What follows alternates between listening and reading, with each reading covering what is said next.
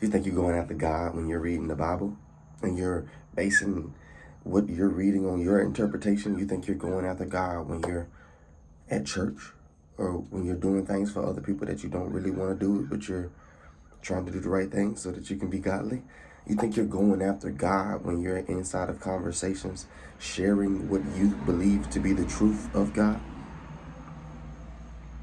No. In those moments, you're full of yourself. In those moments that you're reading the Bible and you think that you can calculate and think your way to what the truth is, you're not after God. You're not going after God. You're not focused on God. Your eye is not on God. It's not single. You're reading a document and you're trying to apply it to your life so that you can become aware of what it is that you need to do to become a better person so that you can have better outcomes. And in the end, you can dance around in paradise on streets of gold and retire to your mansion at night. Matthew chapter 6, verse 22 through 23. The light of the body is the eye. If therefore thine eye be single, thy whole body shall be full of light. But if thine eye be evil, thy whole body shall be full of darkness. If therefore the light that is in thee be darkness, how great is that darkness? So if you are under the impression that the darkness inside of you is actually the light, then how horrible, how horrid would that darkness be for you and the other people around you as you go into your reserve of ignorance and darkness to extend goodness and extend gifts, and as you go into your ignorance and darkness to tend and cater to yourself, that you think that you have been separated from the collective and separated from the creator, and you have to handle your 1-2 on your own. Stand on your own 10. You're an independent man. You're an independent woman. INDEPENDENT. Do you know what that means? You are not Lil Webby. Stop. How does a person with 2 eyeballs become an individual or one of the collective who has returned back to the single eye presentation, returned back to their single eye design? This has nothing to do with the eyeballs on your face. This has nothing to do with your physical sight. This has nothing to do with you pulling in information based on your retinas and calculating from your past experiences what this is and what's going to happen in the future. This is not fear on display. This is not the expression of your assumptions or your opinions. This is trust, faith on the inside. This is tapping into the Garden of Eden. This is tithing the 10% of your brain that you've been living from. This is shutting down your resources such as reason, logic, judgment, all of that.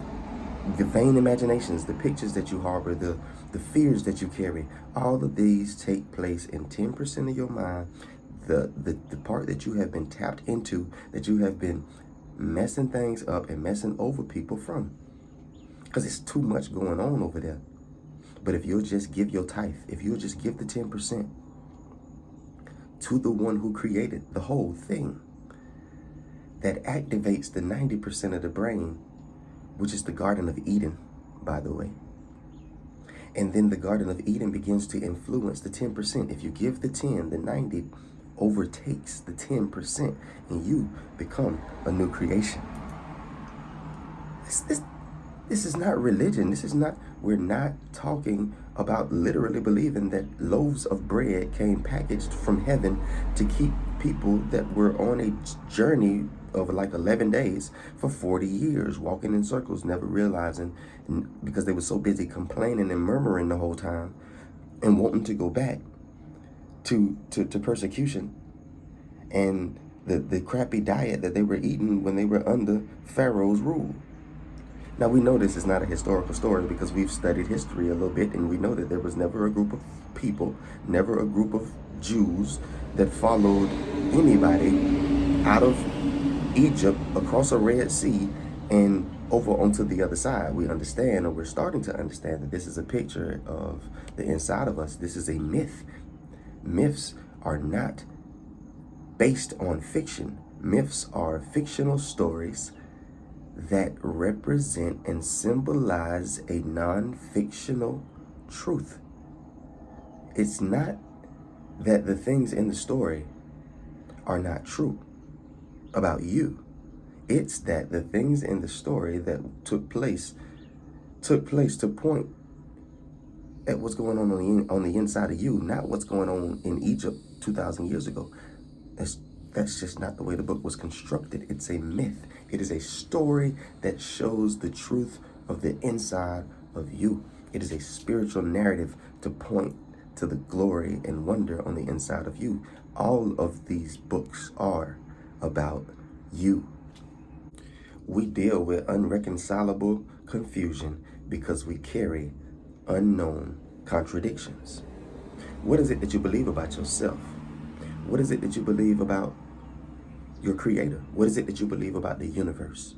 What is it that you believe about the sustainer of the universe? What is it that you believe about the other creations of the creator of the universe? What is it that you carry to be true about yourself, about God, about universe, and about others? And what do these beliefs come to sum up as a conclusion about you? After years of no meditation, after years of pointless, aimless living, looking for entertainment, looking for fulfillment of your temporal body, looking for attachments to enhance your experience and enhance your presentations, we have gone through life on autopilot, picking up and adopting ideologies and beliefs and paradigms along the way based on our experiences, based on our misinterpretations of our experiences and others' experiences. We watch other people go through things close to us, and we get afraid of those things happening to us, as if the same thing that's happening to them would go exactly the same way when it comes our way. We watch people who are totally unaware of the goodness and the God power on the inside of them succumb to an attack, become consumed by it, and we watch it spit them out, never to be the same again. And we become so studious and analytical when we are looking at the person's experience, but we forget one thing. We forget that we can never know what they were doing on the inside. We forget that when the incident, when the situation, when the circumstance arose, we have no way of knowing what they were doing subconsciously other than to take note of what is going on in their life, and then we will have a direct view of what they were doing on the inside, because nothing comes to no one that they do not call to themselves. I say it again. Nothing comes to no one that they do not call to themselves. I understand that in your head, you are always a millisecond away from an attack. Whether it's an animal, a person, a thing, you are always on edge, thinking that something can harm you, thinking that something wants to do you wrong. We wake up. We do not meditate and center ourselves on God and the goodness in us so that we can be attracted and drawn to the goodness around us. We wake up and complain, just like the group of Israelites on the journey. We wake up and murmur. We miss out on the leadership and the divine provision that is being given to us because we have an attachment to the ground that we've come from. See, it's hard to adjust to the manna raining from heaven when you're used to eating off the ground.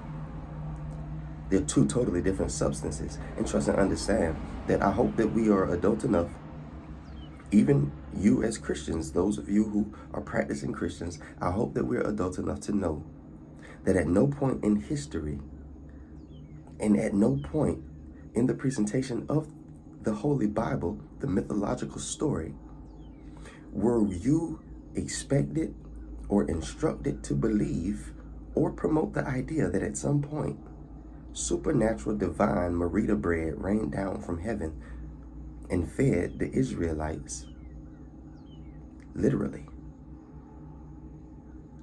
Jesus in the narrative is said to be the bread of life. They didn't like the diet. They called it manna because manna means, what is this? It was something that they could not identify.